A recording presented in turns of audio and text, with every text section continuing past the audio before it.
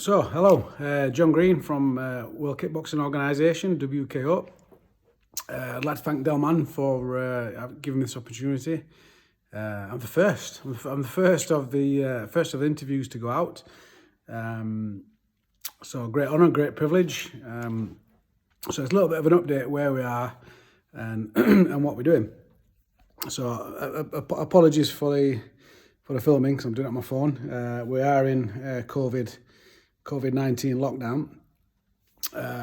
Some of you will notice I am actually in my gym, which is locked. I've just come in to do a quick check because obviously we've got things of maintenance, make sure the building's sound, not being broken into or anything. Nothing here to steal for anyone, but I'm sure every gym owner out there is in the same boat that these hard times, and we love his gyms. My gym's Dragonfoot Gym. We have many amateur champions. We've had some pro champions over the years. We've got the current reigning pro world champion, with Sean Law, who, to be fair, in kickboxing terms, full contact kickboxing terms, has stretched the boundaries more so than any other kickboxer. There's only one other kickboxer in the UK that I know has achieved the same. And Sean actually fought him, Gareth in Wales. Really tough fight. Arguably probably 2-3 weight divisions apart, but what a fight between Gareth and Sean. That was an absolute screecher of a fight. And the reason why I say there's not many who's covered these boundaries is because these were the pro kickboxing rules: 5 3-minute rounds, bare shins and bare feet, where Sean beat the current reigning and totally undefeated champion in Germany in his own backyard for the WKU world champion title, which is can we see this belt. And there's Sean's other. So Sean's WKO belts and WKU belt. We have got plans later down the lines at some point for Sean Law versus Ryan Lyle. That is going to be a cracking fight, a fight that has to happen. Ryan really wants it. Sean really wants it. Nothing impersonal against each lad. It's just a case of the two fighters that just want to test themselves, not fought each other yet. So that'd be a cracking fight. Somewhere down the lines as well, potentially Sean Law, Jacob Wells. Jacob, fantastic fighter. So that's going to be a cracking bout when that comes off. So we're in these strange and eerie times. Hopefully everyone's keeping safe. These posts as such, what Dell's come up with, so credit to Dell, it's just a case to show people some positives that there's going to be life after COVID, or life after Kung Flu, as we go down it. WKU, sorry. Edit that out, Dell. Don't matter if you don't. WKO, we have stripped back things globally, and all our reps have kind of stood back to keep themselves safe because it is a global pandemic. But even in these times, funnily enough, we've managed to get a new WKO Australia representative and a WKO Luxembourg representative. So although things have dramatically come to a standstill for everyone, we're still growing. There's still things going off, and there's still measures and things what's coming good. I foresaw it early. Probably got accused of ranting at some other gym owners because I could see the risks. They couldn't. Hopefully they can kind of forgive me for that because now they appreciate. Realistically, they'll always be a week behind me. Took them a week to see the writing on the wall, and where to Dragonfoot Gym is 2 week free. We're 2 week free. So all my members have passed the 2 week quarantine and not come out with any symptoms. So I'm grateful for that because I'm safe, and all my members are, unless they've gone anywhere thereafter and caught it. But all the gyms that kind of drag the heels out, you still got a week to go. I hope you all pull through it, and I hope none of your members suffer because you couldn't see the writing on the wall, but you do now. And although I see you probably screaming at TV, look at these, are you driving? Why are these walking around? Why are these kids? That's exactly how I felt as I closed my gym, and a week later, you guys are just, I'll be right. Don't get me right, guys. It will be right eventually. We'll get over it. But we're all in it together. I hope to see you all on the other side, even if it's only just to wind you up now and again, or you guys wind me up. I like banter. I'm fair game. I'll give as much as I get. I'm purposely trying not to swear. I swear like a nun, don't I? But I'm purposely not going to swear. But yeah, so there's lots of things. WKO World Championships were scheduled for July. We had that scheduled for the end of July 2020. Realistically, I've postponed that. I've put it to August.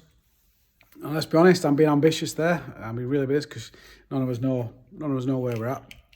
But it's 28th to 30th of August at Barnsley Metrodome again, Metrodome Arena, and it is looking really, really well. So there may be quite a lot of restrictions on certain countries travelling, which it'll not be the World Championships I want it to be because we can't have as many nationalities as we could.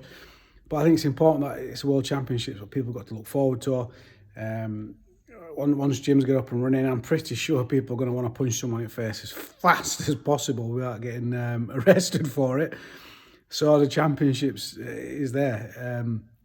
And we're going on to it. I'm a little bit gutted because the fight night, what I was going to host, we're going to have 10 titles on it.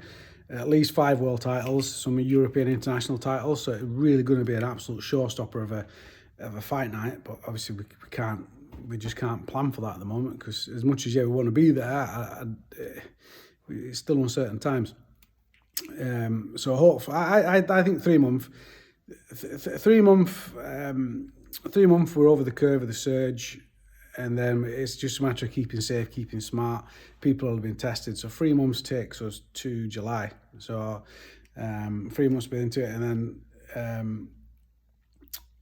people get stuck in. And maybe that as a consequence, we look at shortening all the rounds. And yeah, that in some respects, that does weaken the championships. But actually, no, it keeps it safe for everyone because everyone's not been able to train to the optimum. So actually, reducing the round times doesn't take any of the credentials of the championships. It just means it's set fairly for everyone and safely. That we've risk managed that really. Rather than people be put off thinking, oh, I've not trained. Well, hang on, you've got 4 weeks to shake dust off, and away you go. Shorter round times. We'll look at that. Then following that in September, we've got the British Championships. So we've got those. So we've got the World and British Championships for fights to be focusing on.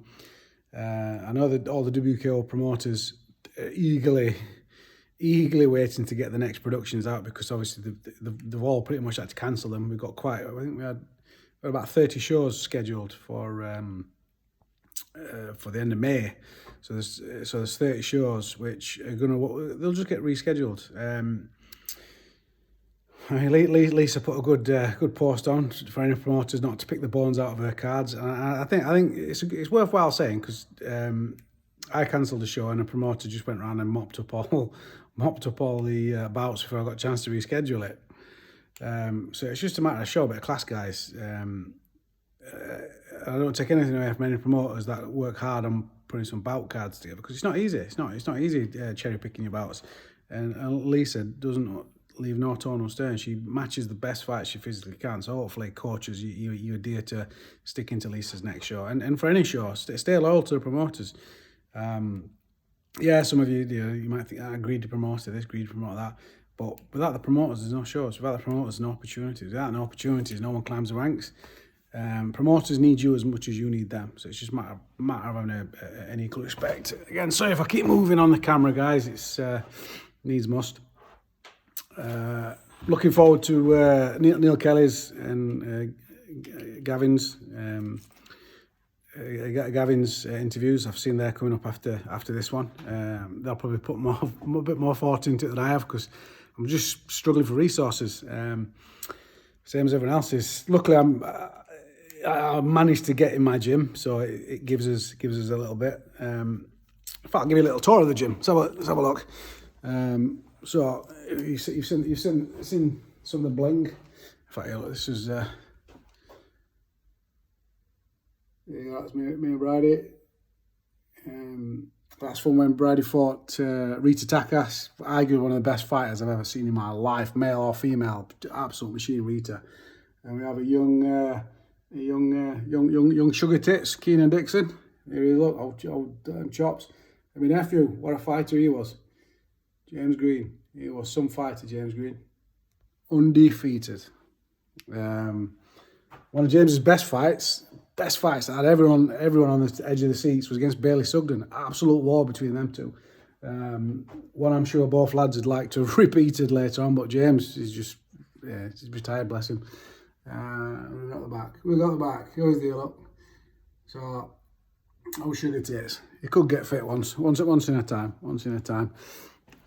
But so Dragonfoot Gym, as you look into it, this is where I got set.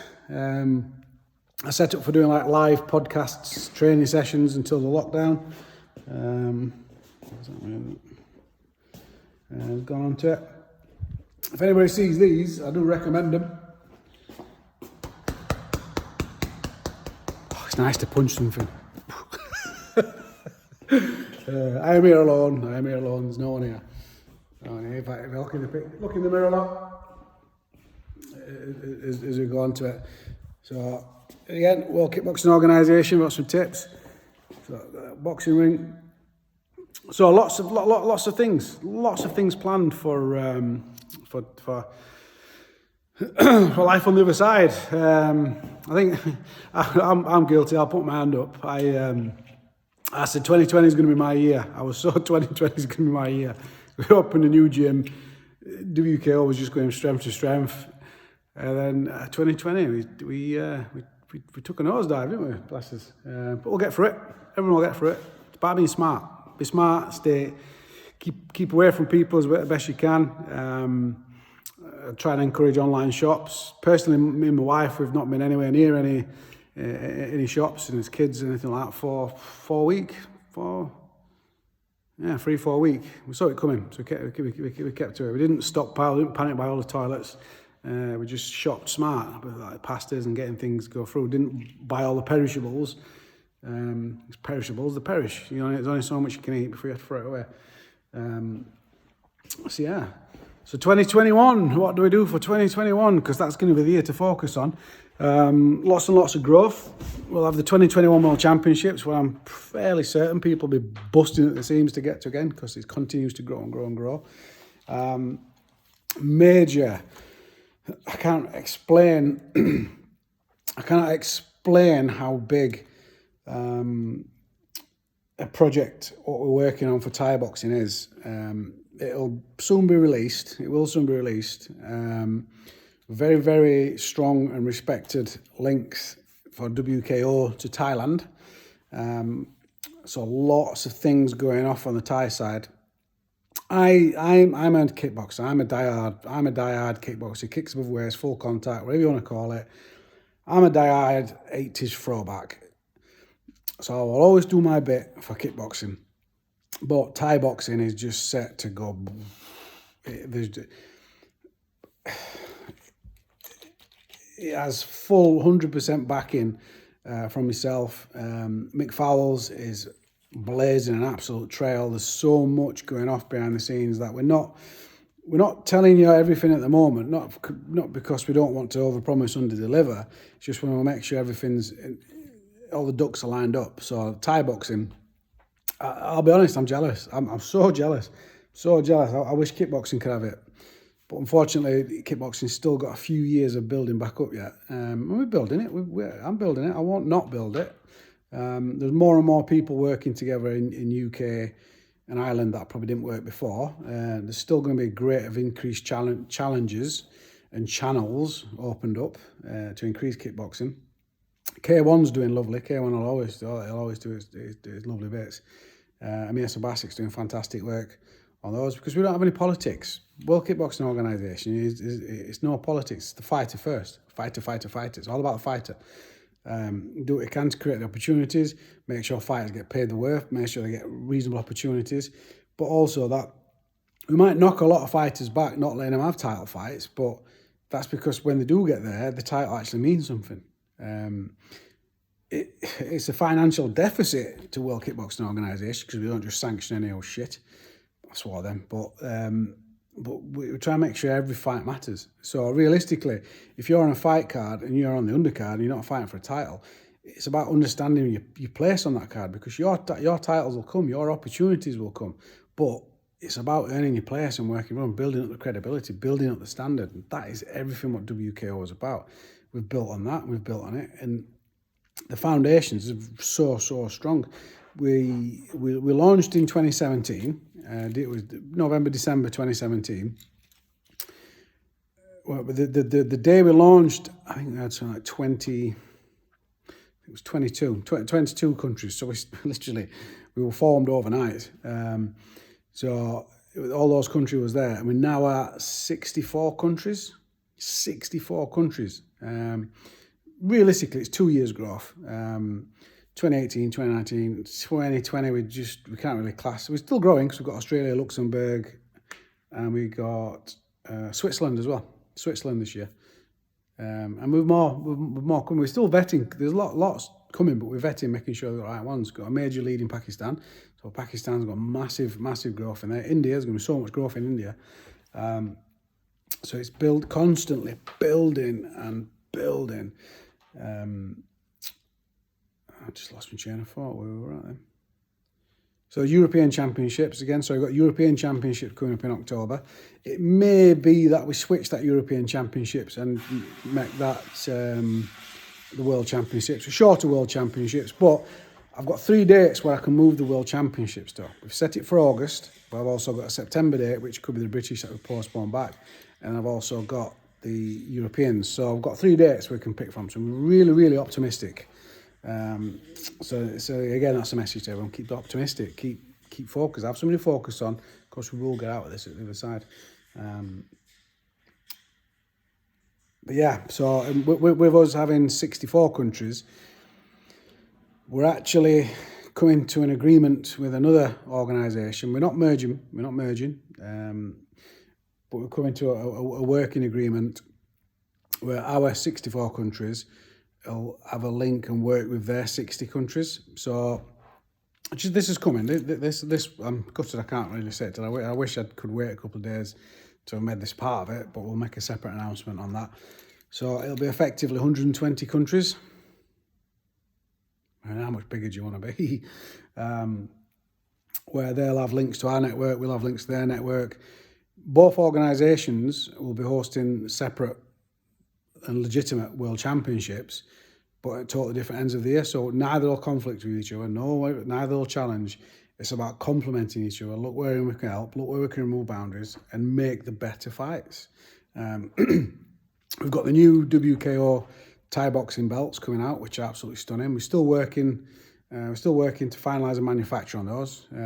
As you can appreciate, there's been interesting times with that. A little bit disappointed, if I'm honest, in some elements of it. But that's business, I suppose. Business, sometimes it's straightforward, sometimes it isn't. But we are working on that. We have got the prototype, we have got the template, and it looks stunning. We're just trying to make sure we get the best deal for us, which also makes the best deal for the promoter, the best deal for the fighter. So it's about being fair. The Thai boxing championships, those are getting set. Those are going to be getting bigger and bigger. So at the moment, when we do an event, as you all know, there'll be Thai boxing, kickboxing, boxing, quite a lot of things under one roof. But the idea being, because Thai boxing, I'm not going to lie, as a promoter of Thai boxing, as a Thai boxing championships, it's just really expensive to put on. The reason why it's expensive is because the rounds are longer and the round times are longer, and everything that has a knock-on effect.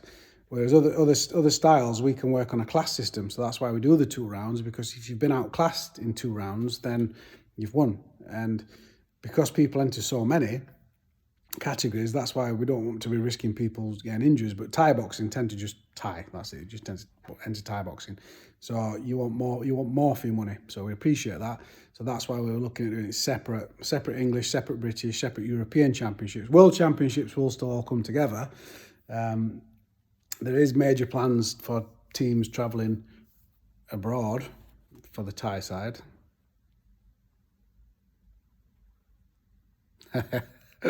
Almost gave it away then. But yeah, so I say I'm buzzing. I'm buzzing. I feel like a caged beast at it, because there's so many things that we've got in the pipeline, and we're a little bit held back because of COVID-19, Kung flu, coronavirus, the beast. Is the beast from the east? Is it west, east, west? I don't know. I know north, south, east, west I get thrown. Edit that, Del. He's editing note, is it? Yeah, well. But yeah, so just keep positive. Keep positive. There's lots of plans. I say that we've got your team trophies and things, what we do for the championships. Some of the nicest belts, what we allow people to purchase. People are buzzing because we give like nice medals and allow them to purchase. And in fact, I've got a good example actually. Good example for what we do. I don't mean this in any disrespect to anything, but I'll just show you, because I've got an idea. That was close up, wasn't it? So before, let me see. Before, when we used to do championships, we used to award these belts. And these belts are nice. There's a belt goes, they're a nice belt, because you go back 20, 30 years, some belts were shocking, rubbish. I order Tramps trousers up here. No offence, Tramps, but the only way we could carry on awarding these belts is to host at the Metrodome Arena. We'd have had to put categories up to £50. It's too much. It was too much. So the idea being, well, we keep the cost the same as what instead of awarding these, but then allow people to upgrade for a belt as nice as that. So when you put them side by side, so you could either pay £50 to be awarded this instead of a gold medal. Can't justify it, it's too expensive. Or you pay £25 and you can upgrade for a belt which is as nice as this. So again,